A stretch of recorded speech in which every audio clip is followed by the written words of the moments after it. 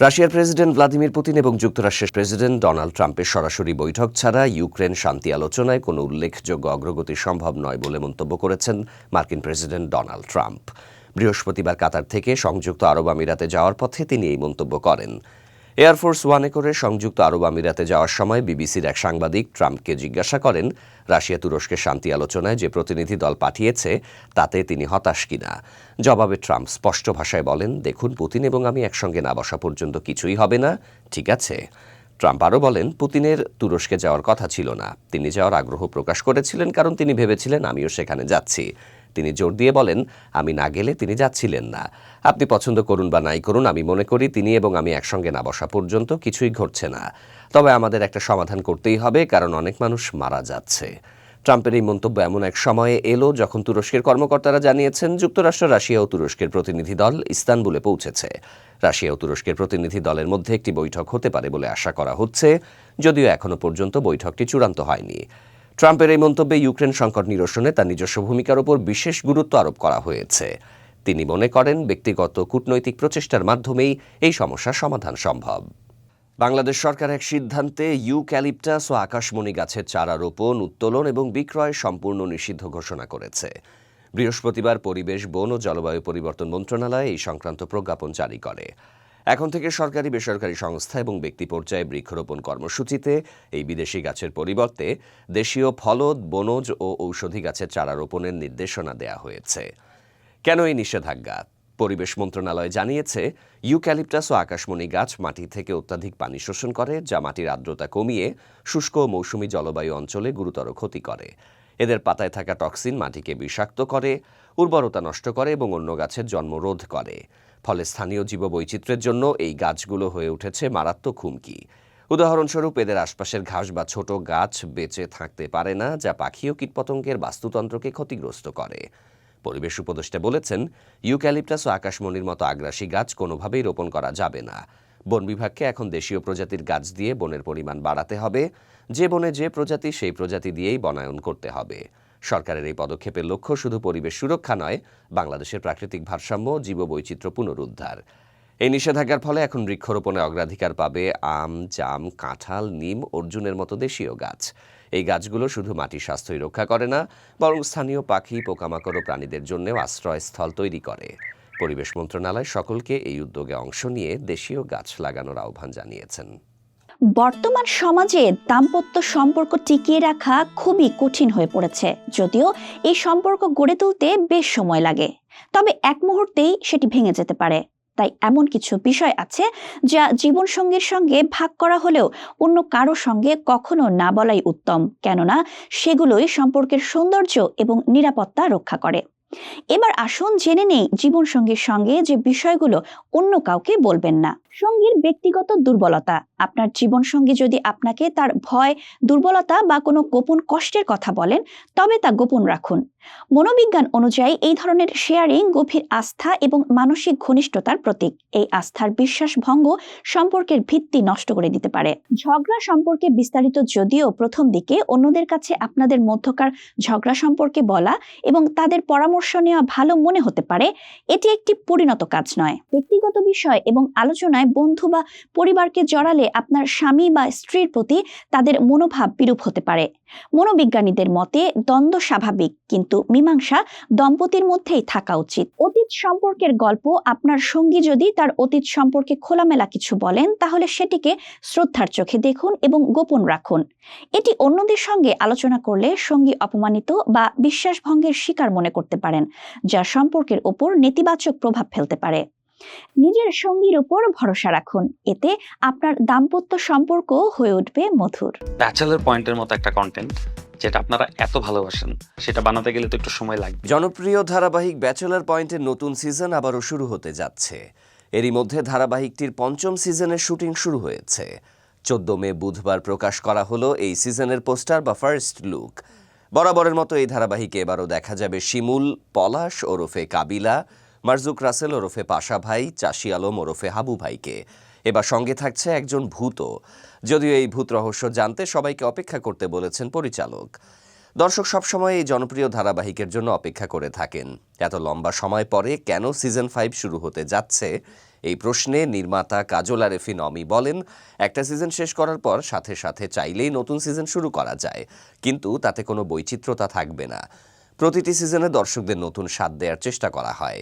এরই মধ্যে production house বুব ফিল্মসের YouTube channel খোলা হয়েছে, যেখানে ব্যাচেলর পয়েন্ট সংক্রান্ত সব তথ্য পাওয়া যাবে। ব্যাচেলর পয়েন্ট সিরিজটি প্রথম প্রচার হয়েছিল 2018 সালে।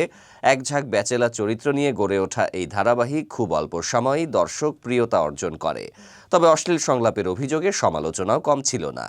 এই ধারাবাহিকে বিভিন্ন চরিত্রে অভিনয় করেছেন মারজুক রাসেল, জিয়াউল হক পলাশ, চাষী আলম, সাবিলা নূর, সঞ্জানা সরকার, ফারিয়া শাহরিন, শরাফ আহমেদ জীবন, সুমন পাটোয়ারি, পারসা ইভানা, আশুতোষ সুজন, মনিরা মিঠু, আবদুল্লাহ রানা, পাভেল, শিমুল প্রমুখ।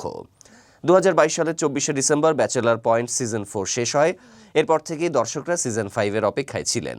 মাঝে একাধিকবার গুঞ্জন উঠলেও এবার নির্মাতা অমি নিজেই নিশ্চিত করেছেন, শিগগিরই আনুষ্ঠানিক ঘোষণা দিয়ে দর্শকদের সুখবর দেবেন তিনি। স্বাগতম একটি গুরুত্বপূর্ণ শিল্প সংবাদে। শিরোনাম, কোরবানির ঈদের জন্য সাভার চামড়া শিল্পতে নগরীর জোর প্রস্তুতি, সবুজ ও টেকসই ভবিষ্যৎ। ঈদুল আজহা সামনে রেখে সাভারের ট্যানারি শিল্প নগরীতে চলছে ব্যাপক প্রস্তুতি। দেশের চামড়া শিল্পের 60% চাহিদা পূরণ হয় কোরবানির চামড়া থেকে। এবার পূর্বের সমস্যা এড়াতে শিল্পনগরী ও সিইটিপি কর্তৃপক্ষ নিয়েছে নানা উদ্যোগ। 2টি বর্জ্য পুকুর সংস্কার, ড্রেন পরিচ্ছন্নতা, কেমিক্যাল ডোজিং পাম্প ও ফাইন স্ক্রিন সক্রিয় করা হয়েছে। সাশ্রয় হয়েছে 1.25 কোটি টাকা। এবছর 1.24 কোটি গবাদি পশু কোরবানির জন্য প্রস্তুত। উদ্ধৃত্ত থাকবে 20 লাখের বেশি। তবে শিল্প মালিকরা আশা করছেন 80 থেকে 90 লাখ পিস চামড়া সংগ্রহের। ঈদের দিন থেকে চামড়া সংগ্রহ সংরক্ষণের প্রস্তুতি চলছে। নিরবিচ্ছিন্ন বিদ্যুৎ, ট্রাক চলাচল ও বর্জ্য ব্যবস্থাপনায় স্বেচ্ছাসেবক নিয়োগ করা হয়েছে। মৎস্য ও প্রাণী সম্পদ মন্ত্রণালয় সূত্র জানিয়েছে, কোরবানি ঈদের সম্পূর্ণ প্রস্তুতি রয়েছে। অত্যন্ত সতর্কতার সঙ্গে প্রস্তুতি নেওয়া হচ্ছে, যাতে এবছর কোরবানির গবাদি পশুর বাজার স্থিতিশীল থাকে। পশু যাতে সাধারণ মানুষের ক্রয় ক্ষমতার মধ্যে থাকে, তা নিয়ে খামারিদের সঙ্গে সব ধরনের যোগাযোগ রাখা হচ্ছে। এদিকে সরকার পুনর্গঠন করেছে কোরবানি ব্যবস্থাপনা কমিটি, যেখানে স্বরাষ্ট্র, শিল্প, পরিবেশ সহ বিভিন্ন উপদেষ্টা রয়েছেন। কমিটি চামড়ার ন্যায্য মূল্য, লবণ সরবরাহ ও বর্জ্য ব্যবস্থাপনা নিশ্চিত করবে। মৎস্য প্রাণী সম্পদ মন্ত্রণালয় জানিয়েছে, বাজার স্থিতিশীল রাখতে খামারিদের সঙ্গে সমন্বয় চলছে। ভারত ও পাকিস্তানের মধ্যে চলমান উত্তেজনা কিছুটা প্রশমিত হলো। দুই চিরবৈরী প্রতিবেশী তাদের পারস্পরিক যুদ্ধবিরতির মেয়াদ আগামী 18 মে পর্যন্ত বাড়িয়েছে। আজ শুক্রবার স্থানীয় ভারতীয় গণমাধ্যম এনডিটিভি এই তথ্য নিশ্চিত করেছে। খবরে বলা হয়েছে, যুদ্ধবিরতির সময়সীমা বাড়ানোর পাশাপাশি ভারত ও পাকিস্তানের ডিরেক্টর জেনারেল মিলিটারি অপারেশনস ডিজিএমওরা খুব শীঘ্রই বৈঠকে বসবেন। এই বৈঠকে উভয় দেশের ডিজিএমও সীমান্তের সার্বিক পরিস্থিতি নিয়ে বিস্তারিত আলোচনা করবেন। বৃহস্পতিবার পাকিস্তানের পার্লামেন্টের উচ্চকক্ষ সিনেটে দেয়া এক ভাষণে দেশটির পররাষ্ট্র ও উপপ্রধানমন্ত্রী ইসহাক দার জানান, গত 14 মে দুই দেশের সামরিক বাহিনীর অপারেশনস বিভাগের প্রধানদের বৈঠকে এই সিদ্ধান্ত নেওয়া হয়েছে। এর আগে গত 10 মে মার্কিন প্রেসিডেন্ট ডোনাল্ড ট্রাম্প তার সোশ্যাল মিডিয়া প্ল্যাটফর্ম ট্রুথ সোশ্যালে এক পোস্টে ভারত ও পাকিস্তান পূর্ণ তাৎক্ষণিক যুদ্ধবিরতিতে সম্মত হয়েছে বলে জানিয়েছিলেন। চলতি মাসের 10 তারিখে প্রথমবারের মতো টেলিফোন আলোচনা করেন ভারতের ডিজিএমও লেফটেন্যান্ট জেনারেল রাজীব ঘাই এবং পাকিস্তানের DGMO major general Kashif Abdullah. সেই আলোচনার পরেই প্রথমে 12 মে পর্যন্ত যুদ্ধবিরতি ঘোষণা করা হয়। পরবর্তীতে আরও 2 দফা 2 দিন করে এই যুদ্ধবিরতির মেয়াদ বাড়ানো হয় এবং সর্বশেষ গতকালের ডিজিএমও পর্যায়ের বৈঠকে এই স্থিতাবস্থা 18 মে পর্যন্ত বহাল রাখার সিদ্ধান্ত গৃহীত হলো। ভারত ও পাকিস্তানের এই যুদ্ধবিরতি নিঃসন্দেহে দক্ষিণ এশিয়ার জন্য একটি ইতিবাচক খবর। এখন দেখার বিষয়, দুই দেশের সামরিক কর্মকর্তারা বৈঠকে বসে সীমান্ত পরিস্থিতি স্বাভাবিক করার ক্ষেত্রে কতটুকু অগ্রগতি অর্জন করতে পারেন। আকাশেই বিপত্তি। কক্সবাজার থেকে উড্ডয়নের পর খুলে পড়ল বিমানের চাকা। কাঁপন ধরে যায় যাত্রীদের মনে। আকাশপথে এক ভয়াবহ রোমাঞ্চ। কক্সবাজার থেকে ঢাকার উদ্দেশ্যে রওনা দেওয়া বাংলাদেশ বিমানের একটি ফ্লাইট আকাশে উড্ডয়নের পর হঠাৎ করেই খুলে পড়ে যায় বিমানের পেছনের চাকা, ঠিক যেন সিনেমার দৃশ্য। শুক্রবার দুপুর 1:20 কক্সবাজার বিমানবন্দর থেকে উড্ডয়ন করে BG436 ফ্লাইটটি। যাত্রী ভর্তি ফ্লাইটটির চাকা পড়ে যায় কক্সবাজারের নুনিয়াছড়ায়। মাত্র কিছুক্ষণের ব্যবধানে পাইলট জরুরি বার্তা পাঠান ঢাকার এয়ার ট্রাফিক কন্ট্রোলে।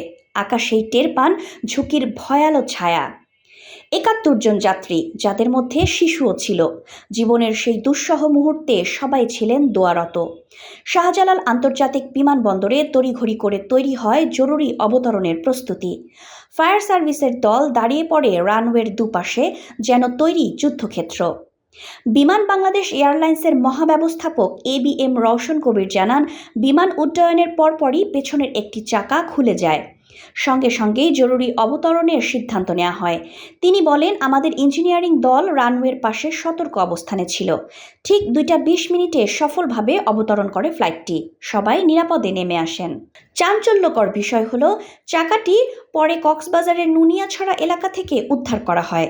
বিষয়টি নিশ্চিত করেছেন বিমানবন্দরের এক কর্মকর্তা।